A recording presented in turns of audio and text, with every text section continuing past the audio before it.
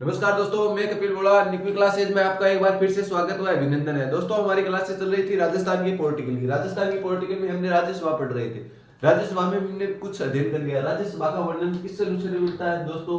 राज्यसभा का अध्ययन का वर्णन अनुच्छेद 80 में मिलता है। राज्यसभा के ऐसा सदन है, एक स्थायी सदन है। इसके बारे में हमने चर्चा कर ली थी कि इनके क्या क्या नाम है, इनके बारे में भी चर्चा कर ली है। अब आगे आज हम पढ़ेंगे 84 में क्या बताया गया है। राज्यसभा के सदस्य राज्यसभा के सदस्य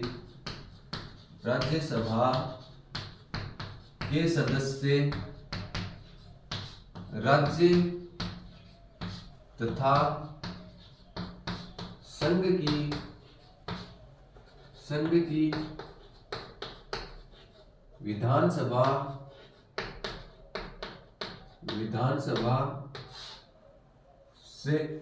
विधानसभा से चुने जाते हैं। कहां से चुने जाते हैं? विधानसभा के सदस्यों से चुने जाते हैं। सदस्यों से चुने जाते हैं।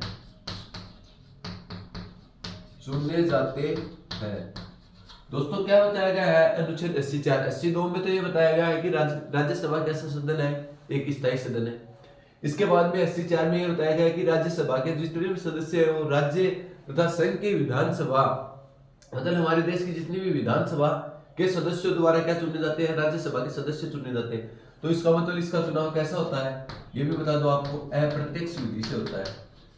अप्रत्यक्ष विधि से आपको पूछ लिया जाए कि राज्यसभा का चुनाव किस विधि से होता है, तो अप्रत्यक्ष विधि से होता है। अब आप कहोगे सर अप्रत्यक्ष विधि से कैसे हुआ? क्योंकि राज्यसभा के सदस्यों को हम आज तक वोट गिर कर आए हैं क्या? नहीं गिर कर आते हैं। जो हमारी राज्यसभा में हम 200 विधानसभा के सदस्य चुनकर भेजते हैं, वही राज्यसभा के क्या करते हैं? सदस्यों का क्या करते हैं? निर्वाचन करने का काम करते हैं। जबकि लोकसभा में ऐसा नहीं होता। लोकसभा में हम क्या करते हैं? चुनाव होता तो वोट गिरते हैं ना। तो इस प्रकार ये विधि कैसी हुई? अप्रत्यक्ष विधि से किसके चुनाव होते हैं? ये मैंने पीछे करवाया नहीं है, इसलिए मैंने बताया है कि राज्यसभा का चुनाव कैसा होता है? अप्रत्यक्ष विधि से होता है, न कि प्रत्यक्ष विधि से। तो आपको ये क्वेश्चन पूछा जा सकता है सेकंड ग्रेड में, तो ये प्रश्न पूछा हुआ है कि राज्यसभा के चुनाव होते हैं प्रत्यक्ष विधि से, अप्रत्यक्ष विधि से। प्रत्यक्ष व अप्रत्यक्ष दोनों विधि से। इस प्रकार से ऑप्शन थे। तो आपको बताना है कि राज्यसभा के चुनाव कैसे होते हैं? अप्रत्यक्ष विधि से होते हैं। बात करते हैं आगे अनुच्छेद 89 में क्या बताया गया है? उपराष्ट्रपति राज्यसभा का क्या होगा? सभापति होता है। उपराष्ट्रपति दोस्तों, मैंने उपराष्ट्रपति बता दिया कि प्रत्येक राज्य में क्या होगा? एक उपराष्ट्रपति के बारे में बताया है कि भारत देश में क्या होगा? एक उपराष्ट्रपति होगा। किस अनुच्छेद में बताया है ये आपको कमेंट करके आपको बताना है उत्तर। तो उपराष्ट्रपति राज्यसभा का सभापति होता है। सभापति होता है। ये किस अनुच्छेद में बताया गया है? अनुच्छेद 89 में बताया गया है कि उपराष्ट्रपति राज्यसभा का क्या होता है? सभापति होता है। यह सभापति के रूप में कार्य करेगा। किसमें बताया गया? अनुच्छेद 89 में। बात करते हैं अनुच्छेद 99 में। अनुच्छेद 99 में क्या बताया गया है कि राज्यसभा के सदस्यों को शपथ व त्याग पत्र उपराष्ट्रपति को देंगे। यही पे बताया गया है कि राज्यसभा के सदस्य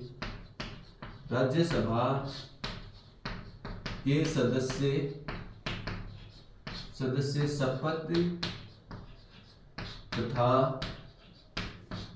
त्याग पत्र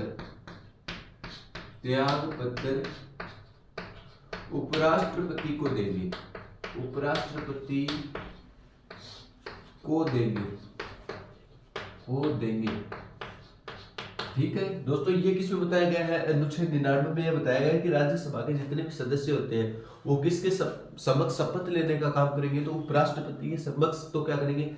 शपथ ग्रहण करेंगे। और त्याग पत्र यदि किसी भी सदस्य को पहले देना है तो किसको देंगे? उपराष्ट्रपति को देने का काम करेंगे। इसके बाद में करते हैं राज्यसभा ये कोरम गणापूर्ति, मतलब एक बैठक होती है। बैठक को बोलते हैं कोरम गणापूर्ति के लिए कितने सदस्य होने आवश्यक है? तो लिखो, इसमें बताया गया है कि राज्यसभा में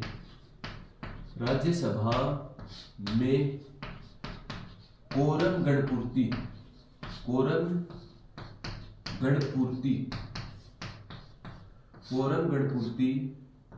के लिए कुल सदस्यों का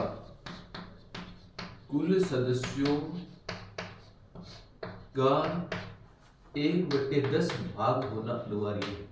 1/10 भाग का होना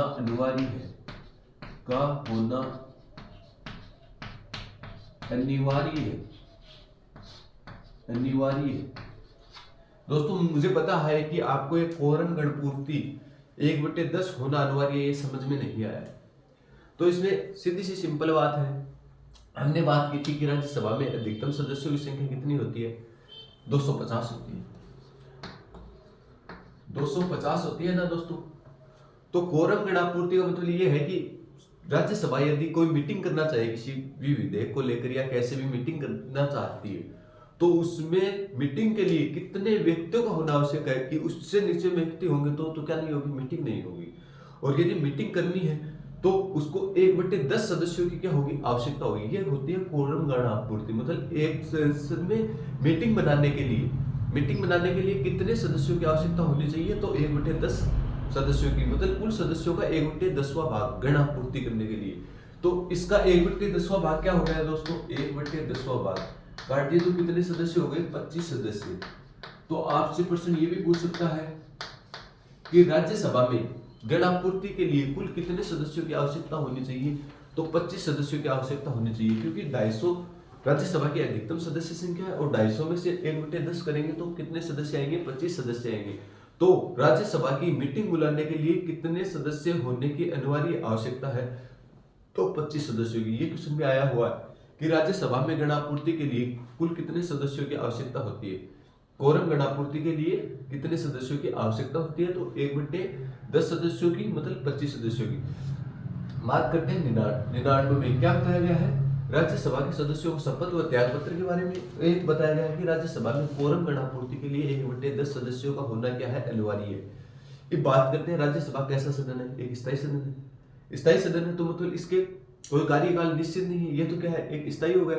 तो इसके सदस्यों का कार्यकाल पूछ लिया जाए आपको, सदस्यों का कार्यकाल तो आपको आंसर देना है 6 वर्ष। ठीक है दोस्तों, 6 वर्ष। राज्यसभा के सदस्यों का कार्यकाल 6 वर्ष होता है, न कि राज्यसभा का कोई कार्यकाल नहीं होता। ये क्वेश्चन बहुत बार आया हुआ है। आपको एक बात से और बता देता हूं कि राज्यसभा में 1/3 सदस्य, मतलब 1/3 सदस्य, 250 का 1/3 सदस्य हर 2 वर्ष के बाद क्या हो जाते हैं? सेवानिवृत्त हो जाते हैं। उसके स्थान पर क्या हो जाते हैं? नए सदस्यों को चुन लिया जाता है। मतलब 1/3 सदस्य। वर्तमान में 245 सदस्य मैंने बताई थी ना। वर्तमान में कितने सदस्य हैं? 245 सदस्य। किस में है? राज्यसभा में। 245 का 1/3% निकालो दोस्तों। 245 का 1/3 सदस्य क्या हो जाते हैं? सेवानिवृत्त हो जाते हैं प्रत्येक 2 वर्ष के बाद। और उसके स्थान पे क्या हो जाते हैं? नए सदस्यों का क्या कर लिया जाता है? चुनाव कर लिया जाता है। जैसे कि आपने पीछे देखा होगा कि वर्तमान में अभी हाल ही में राजस्थान में 10 राज्यसभा की सीटें हैं। उसमें से 3 राज्यसभा की सीटों पर क्या हुए थे? चुनाव हुए थे। 3 सदस्य थे, वो क्या हुए थे? 2 वर्ष के बाद सेवानिवृत्त हुए थे, कार्यकाल 6 वर्ष पूरा कर। इसलिए ये क्या होता है? पूरे सदस्य एक साथ क्या नहीं होते हैं? सेवानिवृत्त नहीं होते। इसलिए ये क्या है? खत्म नहीं होता कभी भी। इसलिए ये स्थायी सदन बोला जाता है। ठीक है दोस्तों, एक बार हम इसका रिवीजन करते हैं। राज्यसभा का वर्णन अनुच्छेद 80 में मिलता है। अप्रत्यक्ष विधि से क्या होता है? इसके सदस्यों का निर्वाचन होता है। ये स्थायी सदन है। बात करते हैं अनुच्छेद 80(4) में क्या बताया गया है कि राज्यसभा के सदस्य राज्यसभा तथा संघ की विधानसभा के सदस्यों द्वारा चुने जाते हैं। बात करते हैं अनुच्छेद 89 में उपराष्ट्रपति राज्यसभा का क्या होता है? सभापति होता है। फिर बात करते हैं अनुच्छेद 99 में राज्यसभा के सदस्यों को शपथ व त्याग पत्र उपराष्ट्रपति देने का काम करता है। ठीक है दोस्तों, राज्यसभा में कोरम गणापूर्ति के लिए कुल सदस्यों का 1/10वां भाग या 25 सदस्यों के होना आवश्यक है। दोस्तों एक बार आप इसका स्क्रीनशॉट लें, फिर हम आगे बढ़ेंगे। दोस्तों आगे हम बात करते हैं और राज्यसभा के बारे में। राज्यसभा के बारे में आगे बात करते हैं। राज्यसभा का एकाधिकार। राज्यसभा का एकाधिकार का मतलब क्या है कि राज्यसभा को ही अकेला क्या है? उसमें अधिकार है, न कि लोकसभा को। न तो लोकसभा उसमें कोई कार्य कर सकती, न ही कोई और सदस्य कार्य कर सकते। केवल राज्यसभा का ही उस पर क्या है? अधिपत्य है। तो बात करते हैं अनुच्छेद 67। अनुच्छेद 67 में क्या बताया गया है? अनुच्छेद 67 अनुच्छेद 67 मैंने पढ़ा भी दिया आपको, उपराष्ट्रपति के बारे में है। उपराष्ट्रपति को हटाने का अधिकार किसका है? केवल लोकसभा का है। तो उपराष्ट्रपति को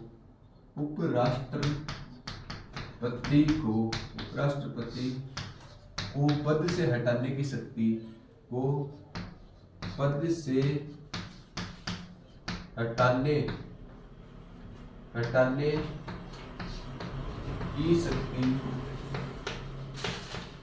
की शक्ति केवल राज्यसभा के पास है। केवल राज्यसभा के पास है। यह अनुच्छेद 67 में बताया गया है। अनुच्छेद 67 में क्या बताया गया है कि उपराष्ट्रपति को हटाने की जो शक्ति है वो किसके पास है? केवल राज्यसभा के पास है। ठीक है दोस्तों, प्रमुख बात है, याद रखनी जरूरी है। बात करते हैं अनुच्छेद 249। अनुच्छेद 249 राज्य सूची के। दोस्तों आगे बात करते हैं राज्य सूची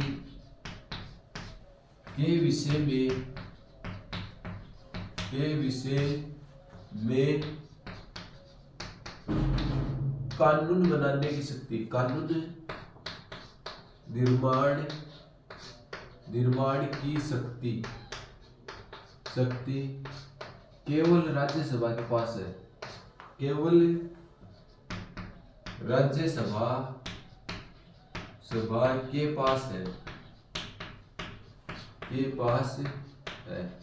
दोस्तों अनुच्छेद 249 मेरा कहने का मतलब है, इसमें आप ऐसे बता सकते हैं कि राज्य सूची में कानून कौन बनाती है? केंद्र सरकार बनाती है। परंतु मेरा मेन मकसद आपको ये अनुच्छेद याद कराना। अनुच्छेद 249 में राज्य सूची पर कानून बनाने का कार्य कौन करती है? राज्य सरकार करती है, न कि राज्यसभा करती है, न कि कौन? लोकसभा करती है। ठीक है, लोकसभा किसमें कानून निर्माण करने का कार्य करती है?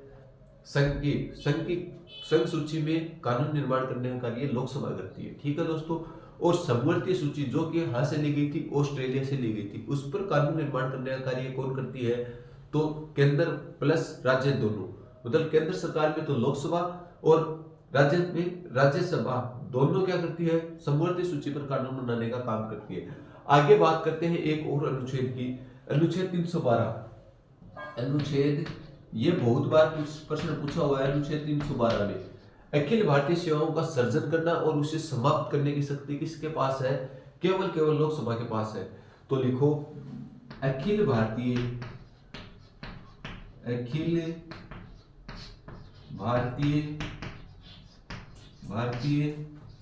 सेवा का सर्जन तथा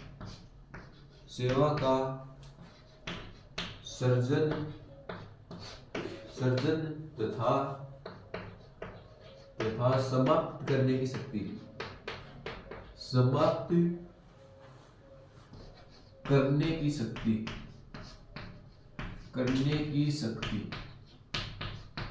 की शक्ति किसके पास है? राज्यसभा के पास है। दोस्तों बार बार में नाम लिखने की कोई आवश्यकता नहीं है, ऐसे ही लिख दो वाक्य कि अखिल भारतीय सेवाओं का सर्जन और समाप्त करने की शक्ति किसके पास है? केवल राज्यसभा के पास है। तो ये तीन अनुच्छेद की जो शक्ति है केवल राज्यसभा के पास है, न कि लोकसभा के पास। तो याद रखना जरूरी है। दोबारा से एक बार हम इसका रिवीजन कर लेते हैं, फिर आप इसका स्क्रीनशॉट लेना। अनुच्छेद 67 में उपराष्ट्रपति को पद से हटाने की शक्ति किसके पास है? केवल राज्यसभा के पास है। अनुच्छेद 67 के तहत उपराष्ट्रपति को हटाने की शक्ति राज्यसभा के पास है। अनुच्छेद 249 में राज्य सूची में कानून निर्माण की प्रक्रिया का कार्य कौन करेगा? राज्यसभा करेगी। ठीक है दोस्तों, बात करते हैं अनुच्छेद 312। अनुच्छेद 312 में क्या है? अखिल भारतीय सेवाओं का सर्जन दिया गया है। सर्जन भी करती है, मतलब चुनने का काम भी कौन करती है? राज्यसभा करती है अखिल भारतीय सेवाओं के सर्जन के लिए, और समाप्त करने का काम भी कौन करती है? राज्यसभा के ही ये कार्य करती है। तो दोस्तों एक बार आप इसका स्क्रीनशॉट ले, फिर हम आगे बढ़ेंगे।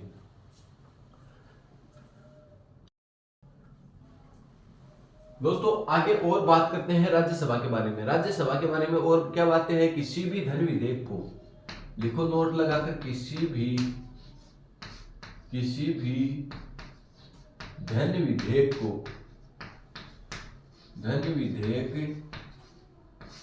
को राज्यसभा केवल 14 दिन तक रोक सकती है। केवल 14 दिन तक रोक सकती है, दिन तक रोक सकती है। दोस्तों आपको पता है कि कोई भी विधेयक यदि लोकसभा में पेश हुआ फिर राज्यसभा के पास आता है, राज्यसभा भी में पेश होने के बाद में वो राष्ट्रपति के पास जाता है, तो एक धन विधेयक है। धन विधेयक का पहली बात से तो निर्णय कौन करता है? निर्णय पूछ लिए तो लोकसभा इसका क्या करता है? लोकसभा का अध्यक्ष क्या करता है? इसका निर्णय करता है कि यह धन विधेयक है या नहीं, ठीक है। उसके बाद में ये क्या आता है? वो राज्यसभा के पास आता है। तो लोकसभा में पहले धन विधेयक कहाँ आएगा? लोकसभा में, और लोकसभा के बाद में वो आता है राज्यसभा के पास। तो राज्यसभा ज्यादा से ज्यादा क्या कर सकती है? उसे 14 दिन तक अपने पास रख सकती है, या तो उसे मंजूरी कर वापस लौटा दो, या 14 दिन के बाद में भी वो वापस नहीं लौटाने का काम करती है तो 14 दिन के बाद में वो स्वतः ही अपने आप ही क्या लिया जाता है? मान्य मान लिया जाता है। 14 दिन के बाद स्वतः ही मान्य मान लिया जाता है कोई भी धन विधेयक होता है उसको, ठीक है दोस्तों। साधारण विधेयक को मान्य नहीं माना जाता, परंतु धन विधेयक है उसको 14 दिन के बाद में अपने आप ही स्वतः ही क्या मान लिया जाता है? राज्यसभा की ओर से मान्य मान लिया जाता है। उस या तो वो पहले मंजूरी दे दे 14 दिन से पहले, या वो अपने आप ही मान्य तो होना ही है, ठीक है दोस्तों। बात करते हैं आगे और राज्यसभा के बारे में। राज्यसभा में क्या होता है? लोकसभा भंग होने की स्थिति में, लिखो लोकसभा भंग होने की स्थिति में, भंग होने की स्थिति में राज्यसभा आपातकाल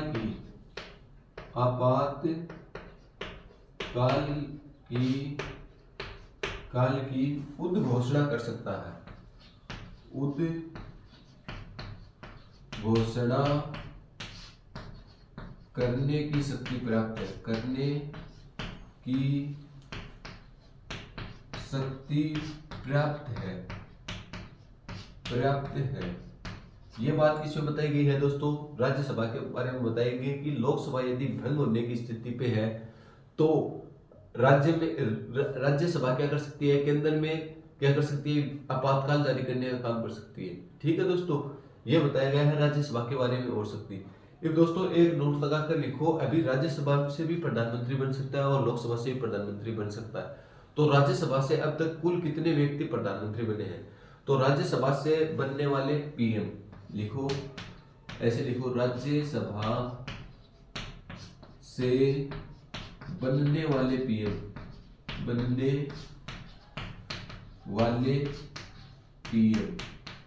यह प्रधानमंत्री में भी बढ़ेंगे। तो पहला पीएम कौन बना था? इंदिरा गांधी बनी थी। तो एक नंबर पे लिखो इंदिरा गांधी, ठीक है दोस्तों। दूसरा पीएम कौन है? HD देवगौड़ा। दूसरा लिखो HD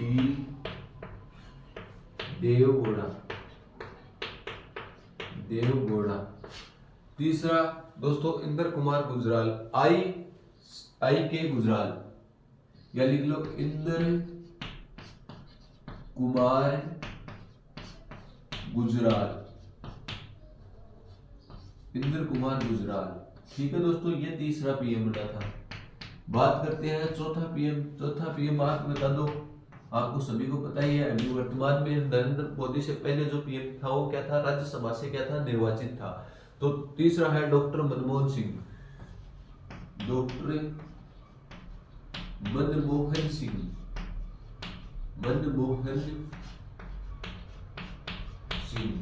ठीक है दोस्तों, डॉक्टर मनमोहन सिंह। अभी तक 4 प्रधानमंत्री ऐसे हुए हैं, वो किससे चुने गए हैं? राज्यसभा से चुने गए हैं। एक तो इंदिरा गांधी, दूसरा HD देवगौड़ा, चौथा इंद्र कुमार गुजराल, और चौथा है डॉक्टर मनमोहन सिंह। तो दोस्तों एक बार हम वापस से बात करते हैं राज्यसभा में यदि कोई धन विधेयक है और वो आए राज्यसभा के पास 14 दिन तक हो जाता है आने के बाद, तो उसे क्या कर लिया जाता है? लोकसभा राष्ट्रपति द्वारा स्वतः ही मान्य मान लिया जाता है, ठीक है दोस्तों। यदि साधारण विधेयक है तो उस पर क्या है? राज्यसभा की भी क्या है? अनुमति अनिवार्य है, ठीक है दोस्तों। बात करते हैं लोकसभा, यदि कोई भंग हो जाती है, लोकसभा भंग होने की स्थिति में आपातकाल की उद्घोषणा करने का कार्य की शक्ति किसके पास चली जाती है? राज्यसभा के पास चली जाती है। बात करते हैं राज्यसभा से बनने वाले पीएम। राज्यसभा में कितने पीएम बने हैं? अभी तक 4 पीएम बने। इंदिरा गांधी बनी है, एच डी देवेगौड़ा बने हैं, इंद्र कुमार गुजराल बने हैं और डॉक्टर मनमोहन सिंह बने हैं। ठीक है दोस्तों, तो ये था आपके सामने राज्यसभा। राज्यसभा का एक बार हम फिर से रिवीजन करते हैं। देखो दोस्तों, राज्यसभा का वर्णन अनुच्छेद 80 में मिलता था। राज्यसभा एक स्थायी सदन थी। स्थायी सदन के बाद में ये कौटिल्य का सदन था, उच्च सदन था। ठीक है दोस्तों, इस प्रकार की हमने बात की थी। फिर हमने राज्यसभा के बारे में सहपूर्वक विस्तारपूर्वक पढ़ा था कि राज्यसभा का कोई कार्यकाल नहीं होता, ये एक स्थायी सदन होता है। इसके सदस्यों का कार्यकाल 6 वर्ष का होता है। इसकी सामान्य तो उम्र 30 वर्ष होनी चाहिए।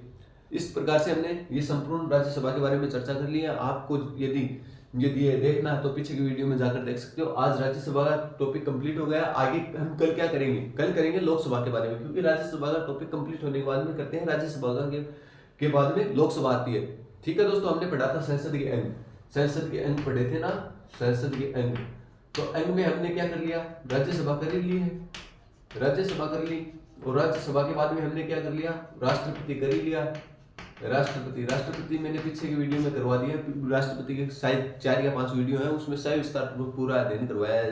अलग अलग राष्ट्रपति के बारे में मैंने बताया है, तो आप उनको जाकर देख सकते हैं। ठीक है दोस्तों, आज के लिए इतना ही। धन्यवाद दोस्तों। यदि आपको हमारा चैनल यदि पसंद आ रहा है तो इसे सब्सक्राइब व लाइक जरूर करें, ताकि आपको आने वाली सूचनाएं, जैसे पशु परीक्षक की बड़ी भर्ती आई हुई है, उसकी सूचनाएं जल्द से जल्द आप तक पहुंच सके। दोस्तों आज के लिए इतना ही। धन्यवाद।